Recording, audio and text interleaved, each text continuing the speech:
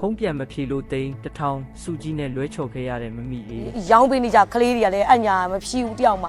အရင်ဆိုလည်းဒီရှိရမတွေကလာရောင်းပေးအဲ့ဒီကသူတို့ကလည်းလာမရောင်းပေးကြမရှိရမှာနှစ်တွဲမှထောင်းကားပါမ အတန်ကနေကန်ထုရှင်အဖြစ်ရွေးချယ်ခံရပြီးဖုံးဆက်သွယ်တဲ့အချိန်မှာမမီအေးဟာဖုံးကင်ခဲ့ပေမဲ့တစ်ဖက်ကပြောနေတဲ့ဝမ်းသာစရာသတင်းကိုလည်းမသိရှိခဲ့ရပါဘူး။ဆိုင်မှာဈေးရောက်ရင်အလုရှုပ်နေတဲ့အတွက်ဖုံးကိုမပြောနိုင်တယ်လို့ဘေးပတ်ဝန်းကျင်ကလည်းဖုံးပြောပေးမဲ့သူလည်းမရှိခဲ့ပါဘူး။ဖုံးထဲကိုဝင်လာတဲ့အကြောင်းကြားစာတွေစုမဲနဲ့ပတ်သက်တဲ့အချက်လက်တွေကိုလည်းဖတ်ရှုနားလည်နိုင်စွမ်းမရှိခဲ့ပါဘူး။ဒီကနေ့အချိန်မှာမမီအေးဟာအိမ်ငါဘဝနဲ့ပဲရုန်းကန်နေရဆဲပါတကယ်လို့သာအဲ့ဒီသိန်းတစ်ထောင်စုကြီးကိုရရှိခဲ့မယ်ဆိုရင်သူမရဲ့ဘဝဟာတစ်စစ်ချိုးပြောင်းလဲသွားမှာအသေးချပါပဲဒီသတင်းဟာကျွန်တော်တို့လူဖွဲ့စည်းမှာရှိတဲ့အခြေခံလူလန်းစားတွေအတွက်ဤပညာနဲ့သတင်းအချက်လက်လန်းမီမှုဘလောက်အရေးကြီးတယ်ဆိုတာကိုမိမောင်းထုတ်ပြနေပါတယ်တင်ဆိုရင်ရောဘယ်လိုခံစားရမလဲ